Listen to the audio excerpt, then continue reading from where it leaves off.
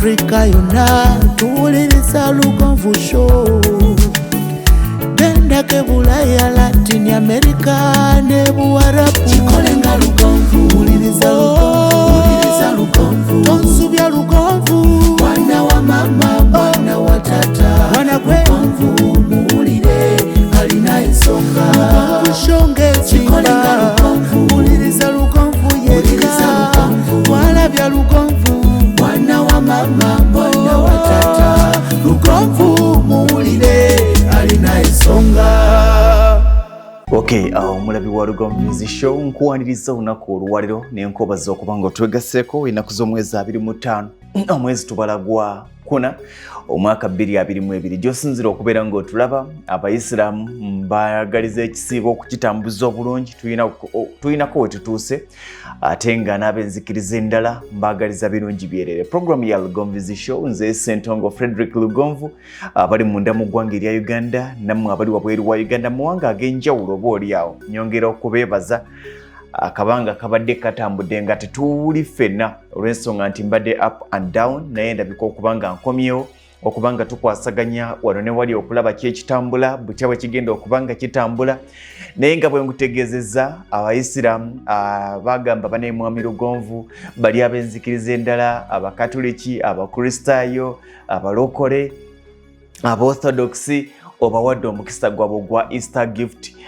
Abayisiraamu kigenda kubeera kitya? Njagala okubanga mbanjulira amata obuta. Nsubira okuba nti oba oliawo yemu ku ezo estate ze twabadde nazo ezimu kuzisinga obulungi, yemu ku estate ze twabadde nazo ezisinga obulungi. Esangibwa Lungala, obwetira Lungala noyingira munda kilomita 3 zokka, akalo bakayita akakoola, etandikira ku kkubo kwennyini. Tuyina phase ekyengulu n'ekyemmanga, era nga bwe ngenda okubalaga POLOTI zino za bukadde 10 za kyapa, FUUTI 5 ku 10 ku bukadde 10 za kyapa. N'olwekyo gamba nti oba oliawo gwandibadde omukisa gw'abantu abaga nti nga Lungala simanyiiwo. Abamanyi Masaka Road bw'obanga ova Kampala oluva Katende odda Kavule, kati bw'ova Kavule woddako we bayita Lungala we batundira ebyangwe, oba tonnatuuka Mpigi, era ova Lungala nokkirira n'olyoka oyambuka wali Mpigi ku Toto. Naye wano oba tunatuuka Mpigi wooweterawo kilomita 3 zokka ogenda kubanga otuuse ku ttaka estate eno weeri etandikira ku kkubo. Tulina ekyemmanga, tulina n'ekyengulu, era bulijjo mbagamba nti abaagala okubanga mukiringa ne ba big boys, in fact this time around kigenda kuba kya njawulo. Kifo kirungi, walungi ku residential, kikula, olabanga amayumba agalimu agasinga amapya, abantu weebali, amasannyalaze tegali wala, emiti giringa gesudde kilomita ng'emu okuva ku ttaka lyennyini weriri, naye nga litandikira ku kkubo. Kitegeeza nti gali mu kutambula nga gajja, amazzi mu kitundu mwegali. N'olwekyo gamba nti mukwano bw'obanga ogamba nti neetaaga nange okwewa ekirabo kya Idi, eno estate gyenzikiriza nti ddala egenda kuba ya njawulo. Ku bukadde 10, FUUTI 5 ku 10 n'ekyapa, amakubo mateeketeeke bulungi, otuukawo nga neighborhood yeeyagaza. N'olwekyo nzikiriza nti oba oliawo mu zonna ze twabadde nazo ate tuzizzaako gye wandise singa babadde bayimbirizibwa firimu gye baga nti omuggo gwa sinema gwe bagamba nti omuggo gwa sinema, naye nga wantu walungi nga bwe nkyogedde ntera nnyo bagamba nti kirungi osooka ejje weerabireko, naye wano gamba nti walungi n'omukono gwange nguteekayo ne bagutema. N'olwekyo ngamba nti oba oliawo gwe wenna yeetegese. Bantu bangi nga baagala naye ng'oluusi teyeetegese. Okwagala n'okwetegeka byawukana.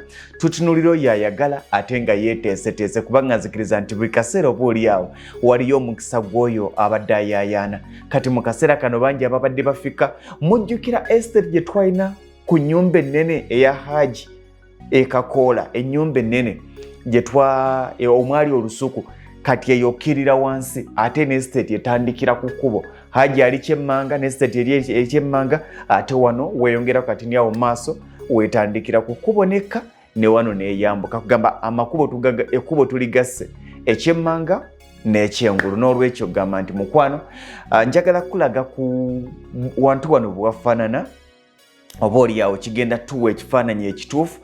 Tugenda kubanga twegattibwako surveyor mugana wange Yusufu Mukasa bwe tukwanaganyizza omulimu guno okulaba nga ploti ezo zitulawo bulungi, buli muntu naba nga alina ekkubo, buli muntu naba nga yeeyagaza neighborhood nga nawe kennyini tewali nti ate gundi yannyingiridde, nedda. N'olwekyo njagala okuba nga tukulaga ekifaananyi naye nga za bukadde 10 fuuti 5 ku 100 n'ekyapa kyako, bukadde 10 fuuti 5 ku 100 n'ekyapa. Si bye bino ebyate kaakati nkuguzza kaakati noonya weesaleko ate kaakati nkusayiningidde genda weesaleko, nedda. Tukuwa kyapa kiwedde, ky'oba osigazza kiba kimu kya kukikyusa kukizza mu mannya go. Tukuwa kyapa mikono gyo nga byonna biwedde, gwogwo gwa kuzimba buzimbi n'okulaba obulamu nga bweyagaza. N'olwekyo katusooke tuulabe ewantu wano mu butuufu bwawo n'okwongera okukulambululira butya bwafaana. Olunaku lwali lugenza okuziba ng'amakubo bagataddemu, era bw'otuukawo wantu walungi wadde tufunye okutaataaganyizibwa okw'enkuba n'ebitambudde bulungi era tewakyali. Ky'ogenda okulaba kyekyabaddewo emisana ate katugenza okumaliriza ng'amakubo gateereddwamu gonna mu butuufu bwagwo. Otuukayo n'oga nti waawo wano wengwana okubeera. Era bano baga nti liri ku kkubo, buli omu waali alina ekkubo lye buli omu waali alina ekkubo lye. N'olwekyo tewaliwo bino byagamba nti ate kaakati bw'oba ozimba olekayo fuuti 10 ez'ekkubo ate kaakati n'oli n'alekayo fuuti 5 ez'ekkubo. Wano tebiriiwo. Ekkubo lyo libeera ddambike bulungi okuva ku jjinja okutuuka ku ddala gwe ne bw'osiba ekikomera kyo gw'amanyi, kubanga ekkubo lyo bwe liri eggazi obulungi. Tetulina kkubo likka wansi wa fuuti 18. Tukola ekkubo nga liyisa abantu 2 agenda n'avaayo.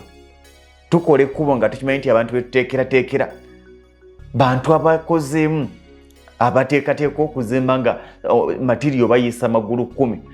Tukola ekkubo nga poloti yo magulu 10 etuuka paka ku ttaka. Si bye bino byoga nti kaakati ate talina waawetera kaguyo wano, nedda. N'olwekyo gamba bugambi nti bw'obanga weeteeseteese, this is an opportunity. Nzikiriza okuba nti mu byonna bye twabadde nabyo eno estate y'emu ku ezo ze tubadde nazo ennungi. Gambye ya bukadde 10 fuuti 5 ku 100. Katusooke tugirabe oba oliawo tubeeko n'ebirala byetwongera okukulambululira ate olabe owa we tukulaga.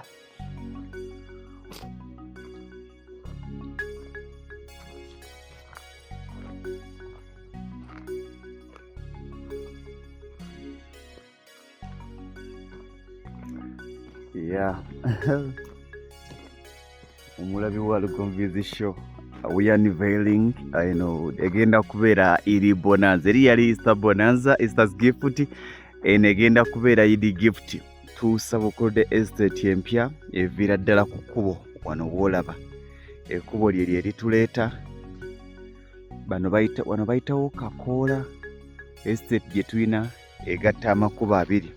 Ekyemmanga egatta ekyemmanga n'egatta n'ekyengulu. Ngenda kuba negattibwako muganda wange Saveya Mukasa Yusufu abeere nga atutaanyiza ensonga ez'enjawulo. Wano w'olaba bali mu kusala plots okuzissaamu ate olumaliriza nga bwe tutera okukola owa grade agenda kuba nga ajja ate ye atandika okupangawo ploti nga bwe zirina okuba nga zituulawo mu butuufu bwazo.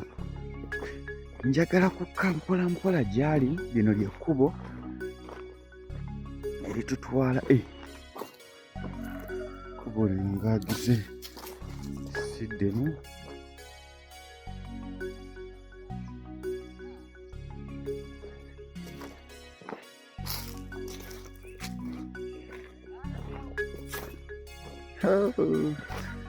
Liva waggulu naye wano tebannalikola nga bw'oliraba. Wano tetunnabakola wano tetunnabakola kyetulina kukola era tukitwale nti ekkubo terinaba kuteekebwamu naye nga eno eyandibadde nga maaka yaalyo. Liva wansi ne lyambuka paka waggulu wali ku kkubo wembadde ate ne tukkirira. Kitundu kirimu abantu emitala n'emitala ate nga olengera. Njagala okwegattibwako Bwana Yusufu Mukasa atutaanyiza ensonga ez'enjawulo.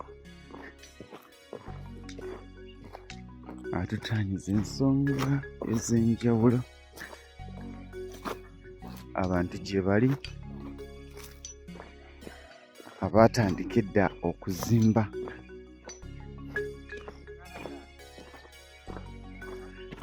Owaayi mbaddeyo nga ndobeddeeyo lino lyonna kkubo naye nga kikyonjagaza.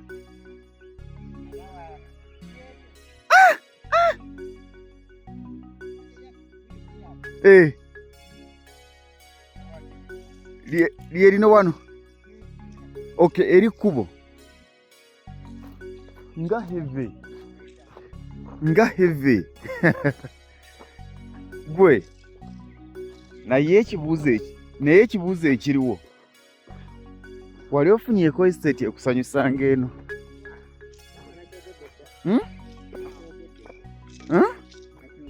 Abasajja babadde batuufu giseera.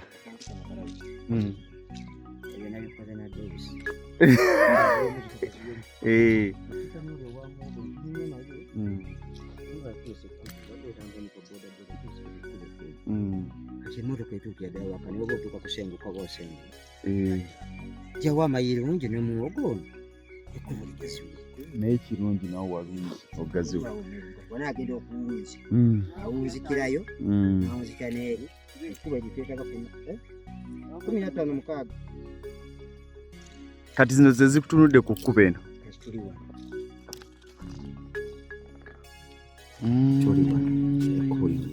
Ndi erina erikkirira tubakusetinga mutwe guno bweguti gulaba katuli ku point nga fikisinga otekingamu owa grade ajje jangu twambuke wa oba bano balekeddaani sande taliiwo si wakati alabika yagenze ku mikolo mugyebaleko ogenda ate naawe ogenda nange ngenda ku mikolo.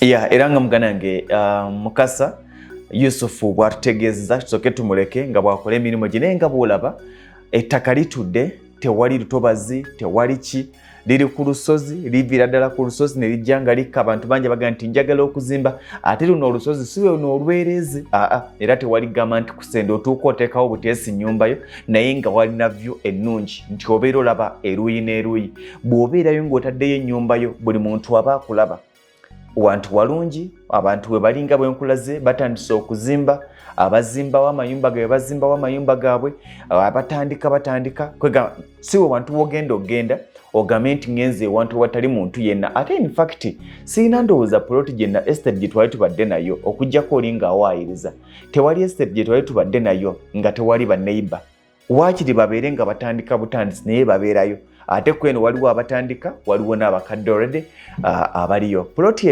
poloti zino estate eno eri Kakoola owetira Lungala kilomita 3 okuva ku kkubo okutuuka Oweri nga bwe nkutegeezezza mu kusooka nti za bukadde 10 fuuti 5 ku 100 nga kubo obukadde 10 kwe kubeera n'ekyapa kyo ku bukadde 10 kwe kubeera n'ekyapa n'olwekyo gwagamba nti neeteeseteese mbadde njagala ettaka bwe lityo osobola okunkubirako essimu yange ejolaba ku screen eya 0753 98 5639 0753 98 5639 osobola okumpeereza message bw'obanga oli wabweru wa ggwanga aba WhatsApp muweereze message nja kubanga mbaddamu abali mu Uganda osobola okukuba waliwo eziriwo waliwo baganda bange n'emikwano gyange abaafika ku estate ya Katende nzikiriza okuba nti tugenda kubanga tusooka okukozesa omukisa guno waliwo bangi abaafika ku Katende estate tugenda kubanga tweyambisa opportunity eno ate tulabe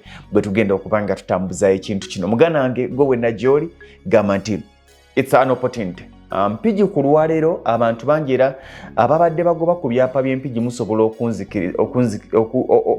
okunjulira speed gye twabadde tulina mu kufulumya ebyapa nga bw'oteekayo ekyapa mu bbanga tono kifuluma speed yakenderamu olw'ensonga nti kati mu Mpigi yafuuse tugiyite amaka g'abantu abakolera mu Kampala lwaki nti kati abantu abaddukiranga mu Wakiso poloti bwe zayingira obukadde 345 kudda waggulu abantu abaddukiranga emikono poloti bwe zayingira obukadde 25 kudda waggulu kati mu kaseera kano abantu baddukira Mpigi kubanga gy'okyasobola okufuna ku poloti etali ku bbeeyi ya waggulu estate eziri mu Mpigi tozibala era njagala okubaza baganda bange abakoze omulimu kubanga ekintu ekikulu mu byonna kwe kubaako ne woobeera ekintu ekikulu byenaku okunoonya nti akasente kenyina kano kagenda kunteekawa mu kaseera kano.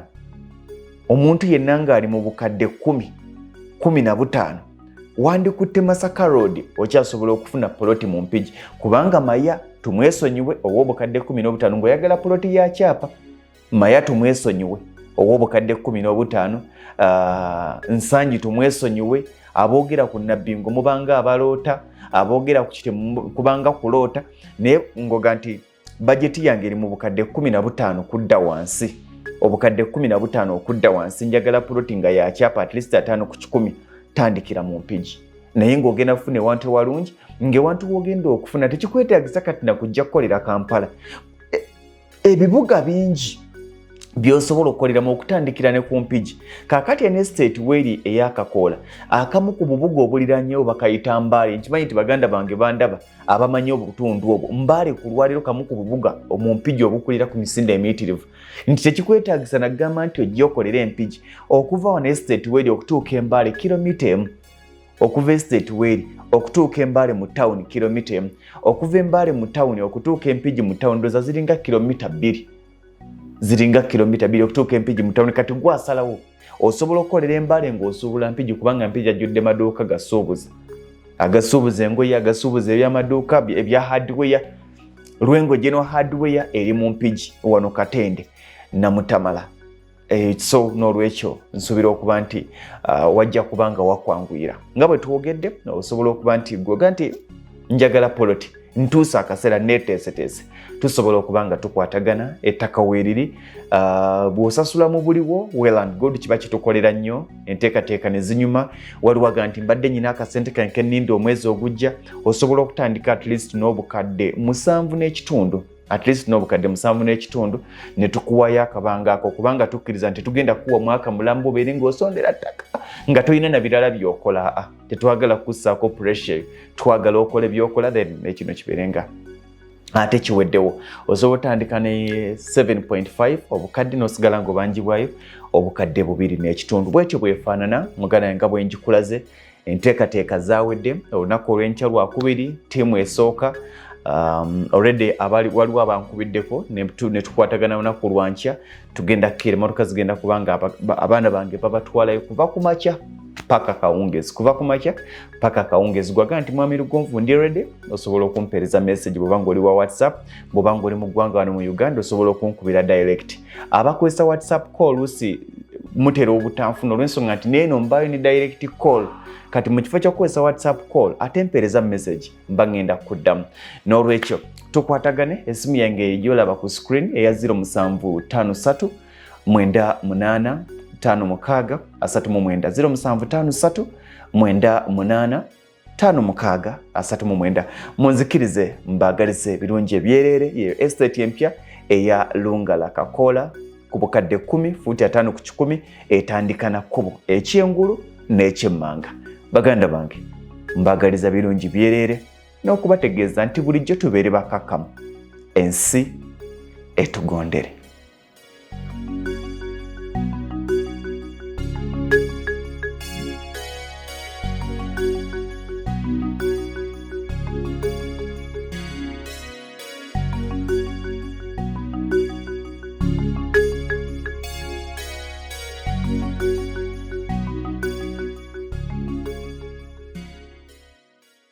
Afrika yonna tuwuliriza Lugonvu Show.